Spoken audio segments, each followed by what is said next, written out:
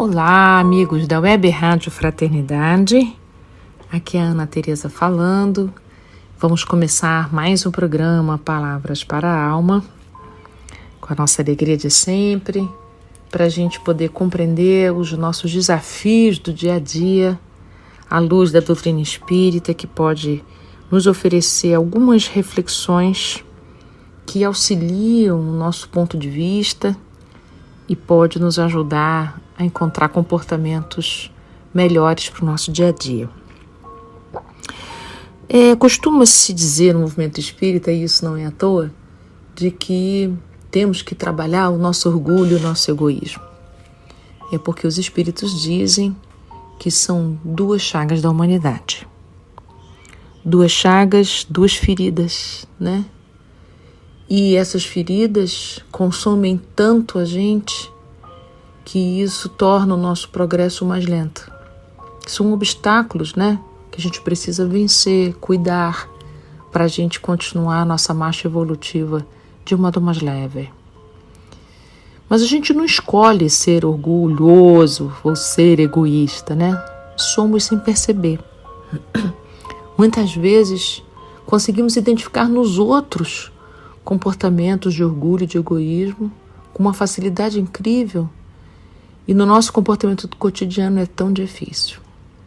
Tão difícil porque o orgulho e o egoísmo são feridas que ficam de uma maneira tal sob a pele da nossa alma que nos torna cegos para nos percebermos nos detalhes como também nos grandes momentos. Pensando nisso, então, há uma página do espírito Kahiba Schutel, no livro Espírito da Verdade, capítulo 36, em que ele vai conversar com a gente exatamente sobre orgulho. Então hoje a gente vai conversar mais sobre orgulho. No próximo programa a gente conversa sobre o egoísmo. Ele vai levantar a ideia de que o milindre, que é a gente ficar muito chateado, muito aborrecido, com constância, né? É o filho do nosso orgulho. Por isso que a gente não percebe que é orgulho quando acontece isso com a gente. Nós nos sentimos frequentemente injustiçados. O milindre, ele é um estado psicológico, né, emocional nosso, que a gente se sente sempre em desvantagem. Então, o outro nos rejeitou, o outro me desconsiderou, o outro não me percebeu, o outro não me reconheceu, o outro.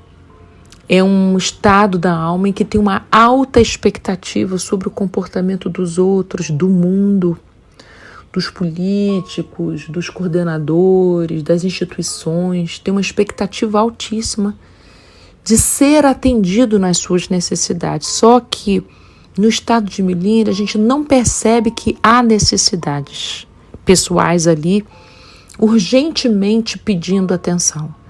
A gente fica tão cego para si e de binóculo e dedo apontado para o outro, dizendo que todo o nosso mal-estar decorre de um mau comportamento do outro. Tem um julgamento imenso a respeito do que o outro deveria se comportar de um jeito específico que eu, na minha ingenuidade, ou melhor, no meu desejo de ficar inocente nessa história como criança, né, acho que era um comportamento óbvio.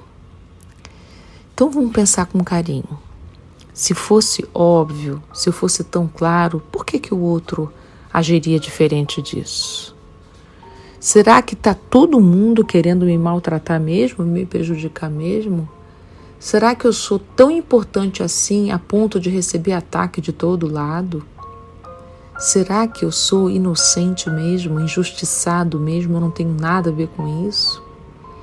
Eu sei que quando a gente está sentindo isso, a gente pensa assim, não, eu tenho a minha parte, mas o que o outro fez, né? Então é assim, é uma avaliação também que sobrecarrega, intensifica a ação do outro, mas a nossa ação, ela é sempre justificável.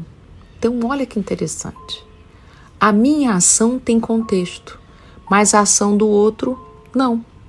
Não tem contexto algum. Ele deveria ter se comportado do jeito tal.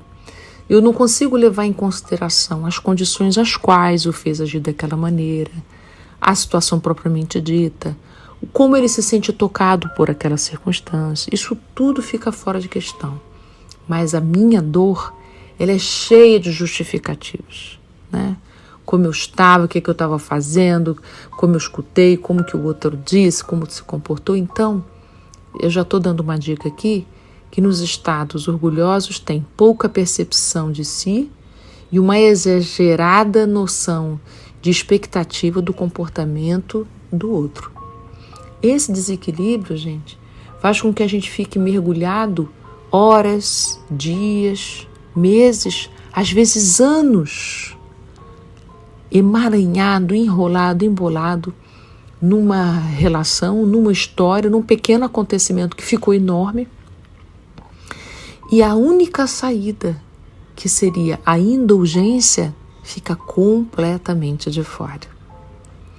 Então, o caminho de cuidado, de tratamento, de estados assim, como se fôssemos de porcelana, como diz aqui o Carre Schutel, nós precisamos começar a levar em consideração isso.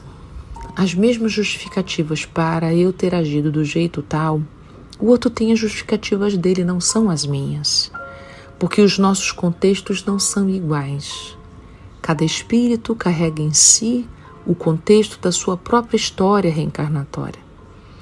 Querer que o outro haja conforme as minhas perspectivas é considerar que a minha perspectiva é a única ou a melhor. Como nenhum dos dois casos é verdadeiro, é melhor a gente começar a considerar que todos têm o direito de agir como agem, mesmo que nos fira, porque cada um segue e age segundo as suas próprias convicções, percepções, contextos, entendimentos e assim por diante. O que eu vou fazer a partir da ação do outro na minha vida, aí é questão minha. Eu posso me vingar, eu posso relevar, eu posso sentar para conversar, eu posso acolher que aquele não é um bom momento para poder me colocar diante do outro, então eu posso esperar. Eu posso começar a orar por aquele irmão que possa ter agido em desalinho, em desequilíbrio, porque todos nós somos passíveis de queda, quem não? Então, olha quantas coisas diferentes eu posso fazer ao invés de ficar num lugar de queixa, de reclamação, de me sentir injustiçado. É um lugar todo impotente esse. Quantas ações benéficas que abrem, que me possibilitam um outro modo de lidar com essa relação que são possíveis para mim. Se eu fui a vítima e me acho vítima das circunstâncias, isso é uma questão de perspectiva também, né? Será que nós somos vítimas mesmo?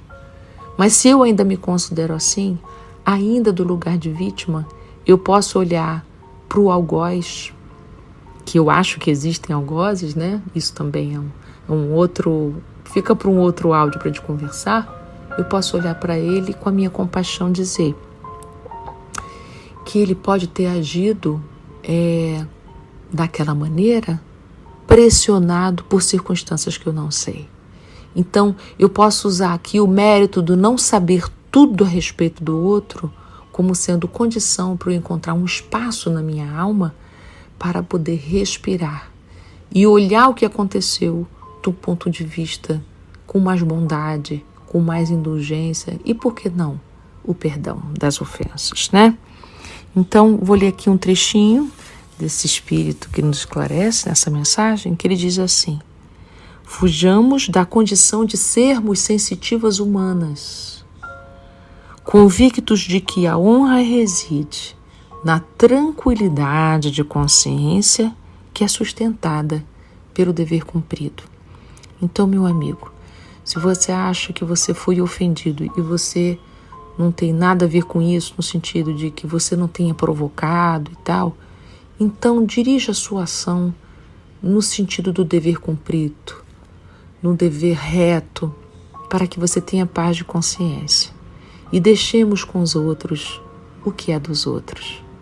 Porque o que é nosso, o que é da nossa ação, nós temos muitas condições de poder mover, melhorar, trabalhar, né? Jamais fugir, mas podemos enfrentar de um modo cada vez melhor. E se o nosso coração for sincero e orarmos pelos nossos irmãos e por nós, com certeza Deus nos auxiliará.